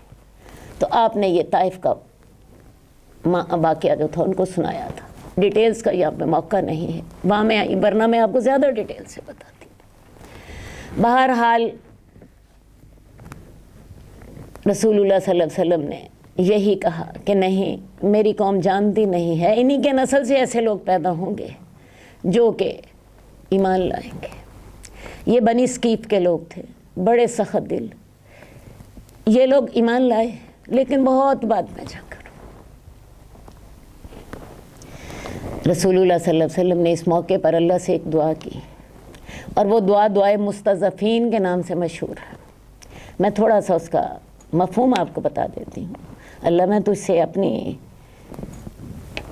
تکلیف کا، اپنے ہیلے کی قلت کا، لوگوں کے سامنے اپنی ذلت کا اللہ تجھ سے شکوہ کرتا ہوں. اللہ تو مجھے کس کے سپرد کر رہا ہے؟ کسی دشمن کے سپرد کر. لیکن اللہ تعالیٰ تو اگر راضی ہے تو میں ہر مشکل کے لیے تیار ہوں. لیکن اللہ تعالیٰ اگر تو ناراض نہ ہو، بس مجھے ایک ہی چیز چاہیے، میں تیری ناراضگی نہیں چاہتا، تو اللہ تعالیٰ تو مجھ سے راضی ہو جائے، اور بات آپ نے ختم کر دی، ولا حول ولا قوت الا باللہ، اللہ ساری توفیق تیرے ساتھ۔ یہ دعا تفصیل سے پڑھیں تو آنسو تھمتے نہیں۔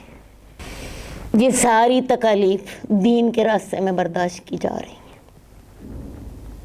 سوچئے، پہلی وحی اترتی ہے تو جان کا خوف پیدا ہوتا ہے، دوسری جب حضرت جبریل کو جب دیکھا آسمانوں پر، پھر بھی جان کا خوف پیدا ہو گیا، تو گھر جا کے کہا مجھے کمبل اڑا دیجیے، جب سورہ مدثر اترتی ہے۔ اس کے بعد میرا خیال ہے ہر لمحہ ایسا ہے کہ آپ نے اپنی جان ہتھیلی پہ رکھی ہوئی ہے۔ جب ابو طالب کو کہا تھا کہ چچا اگر یہ میرے ایک ہاتھ پہ سورج رکھ دیں، دائیں ہاتھ پہ، اور بائیں ہاتھ پہ چاند رکھ دیں، تو میں تب بھی اس کام سے پیچھے نہیں ہٹوں گا، یا تو میری جان اس راستے میں فنا ہو جائے گی، یا اللہ مجھے کامیاب کر دیں گے۔ تو یہ راستہ جو ہے، یہ شہادت گہے الفت میں قدم رکھنا ہے۔ لوگ آسان سمجھتے ہیں مسلمان ہونا۔ یہ ساری آزمائشیں اللہ کے رسول دیکھ رہے ہیں، اور اس کے ساتھ ساتھ آپ کی سیرت بھی دیکھتے جائیے کہ بجائے اس کے کہ ان کے لیے کوئی بد دعا کریں، پہاڑوں کا فرشتہ آپ کی خدمت میں حاضر ہے، لیکن رسول اللہ صلی اللہ علیہ وسلم جو ہیں ان کے لیے دعا کرتے ہیں، اللہم اہد قومی، اللہ میری قوم کو ہدایت دے دے۔ یہ جانتے نہیں، انہی کے نسل سے ایسے لوگ ہوں گے جو کہ ایمان لائیں گے۔ یہ ہے رسول اللہ صلی اللہ علیہ وسلم کی سیرت، یہ تھے ہمارے نبی۔ اب تھوڑا سا آگے چلتے ہیں۔ آگے آپ نخلہ کے مقام پر پہنچتے ہیں۔ وہاں پہ آپ نماز پڑھا رہے تھے، ایک جنوں کی جماعت وہاں پہ پہنچی، اور ان جنوں نے قرآن سنا، اور انہوں نے پھر اس کے بارے میں سورہ احقاف میں آیات اترائی، اس کے بارے میں سورہ احقاف میں آیات اترائی، اور بعض مفسرین کا خیال ہے کہ سورہ جن کی آیات بھی اسی وقت ہی اتری تھی، آپ کو علم نہیں تھا، آپ کو بعد میں بتایا گیا تھا، کیونکہ سورہ جن کی ابتدائی آیات میں یہی ذکر ہے، قُلْ أُوحِیَ إِلَیَّ أَنَّهُ اسْتَمَعَ نَفَرٌ مِنَ الْجِنِّ فَقَالُوا إِنَّا سَمِعْنَا قُرْآنًا عَجَبًا۔ تو وہ جنوں کی جماعت جو تھی، اس کے بارے میں اللہ تعالیٰ نے آپ کو وحی کی کہ وہ لوگ نہ صرف ایمان لے آئے، بلکہ انہوں نے اپنی قوم کو بھی جا کر دین کی دعوت دی۔ تو رسول اللہ صلی اللہ علیہ وآلہ وسلم کو اللہ تعالیٰ نے اس طرح حوصلہ دیا کہ طائف میں تو لوگوں نے بہت آپ کے ساتھ برا سلوک کیا، لیکن اداس جب مسلمان ہو گئے کہ انہوں نے تو تیری بات نہیں سنی، یہ تیری بات سننے کے لیے تیار ہے۔ پھر جب فرشتہ جو تھا وہ آپ کی خدمت میں آ گیا، اور آپ کو پتہ چلا کہ 7 آسمانوں سے میرے لیے مدد اتر آئی ہے، تو رسول اللہ صلی اللہ علیہ وسلم کو سکون ہو گیا، کوئی بات نہیں، دنیا والے میرے ساتھ نہیں ہیں، دنیا والے جو ہیں وہ ظلم کرتے ہیں، 7 آسمانوں کا مالک تو میرے ساتھ ہے۔ اس کے بعد پھر نخلہ میں اللہ تعالیٰ نے آپ کو یہ تسلی دی کہ انسان اگر آپ پر ایمان نہیں لا رہے تو جن آپ پر ایمان لا رہے ہیں۔ یہ جنوں کا معاملہ آپ کے ساتھ یہ تھا کہ جنوں کے ساتھ آپ کے جو معاملات ہیں، یہ تقریباً حدیث میں آتا ہے 6 دفعہ کبھی جن آپ کے پاس آئے، کبھی آپ جنوں کے پاس جاتے رہے اور انہیں اللہ کا پیغام پہنچاتے رہے۔ بہرحال اس کے بعد جب رسول اللہ صلی اللہ علیہ وسلم مکہ آئے، اب حال یہ تھا، ابو لہب جو ہے وہ سردار ہے، آپ کو مکی قبیلے سے نکالا جا چکا ہے، آپ مکے میں داخل نہیں ہو سکتے، آپ مکے کے باہر ٹھہر گئے۔ کئی لوگوں کو پیغام بھیجا کہ مجھے اپنی پناہ میں لے لو تاکہ میں مکے میں داخل ہو سکوں۔ سب نے ایک نے معذرت کر دی، دوسرے نے معذرت کر دی، تیسرے بندے کو پیغام بھیجا، یہ متم بن عدی تھے، عدی بن حاتم کے بیٹے، یہ متم بن عدی تھے۔ متم بن عدی نے آپ کی جو تھی گزارش کو قبول کر لیا، اور قبول کرنے کا مطلب کیا تھا؟ اس نے اپنے بیٹوں کو بلایا، اس نے اپنی قوم کے لوگوں کو بلایا، اور یہ سارے لوگ ہتھیار پہن کے بیت اللہ کے گوشوں میں کھڑے ہو گئے، اور مطعم بن عدی نے کھڑے ہو کر اعلان کیا کہ محمد میری پناہ میں ہیں، جو کوئی ان کو کچھ کہے گا میں اس سے لڑوں گا اور میری قوم اس سے لڑے گی۔ ابو جہل نے جب یہ سنا اس کو بڑی آگ لگی، کہنے لگا کیا تم مسلمان ہو گئے ہو؟ وہ کہنے لگا نہیں۔ مطعم بن عدی کہنے لگے میں مسلمان نہیں ہوا، میں نے صرف اس کو پناہ دی ہے۔ تو ان حالات میں رسول اللہ صلی اللہ علیہ وآلہ وسلم مکے میں داخل ہوئے۔ اندازہ کر لیجئے کیا ظلم ہے، کیا ستم ہے، کیا حالات ہیں۔ اللہ تعالیٰ پر اپنی ساری رحمت نازل فرمائے۔ اللہم صلی علی محمد وعلی آل محمد کما صلیت علی ابراہیم وعلی آل ابراہیم انک حمید مجید۔ اللہم بارک علی محمد وعلی آل محمد کما بارکت علی ابراہیم وعلی آل ابراہیم انک حمید مجید۔ حاضرین، ہمارے اسلامک انسٹیٹیوٹ میں آج کل تعلیم دین کورس 1.5 سالہ کے لیے داخلے جاری ہیں۔ اپنے بچوں کو سیرت نبوی سے روشناس کرانے کے لیے، قرآن سکھانے کے لیے، احادیث سکھانے کے لیے، دین سکھانے کے لیے بھیجیے۔ یہی آپ کی دنیا کی کامیابی ہے اور یہی آپ کی آخرت کی کامیابی ہوگی۔ اللہ تعالیٰ آپ کو توفیق دے۔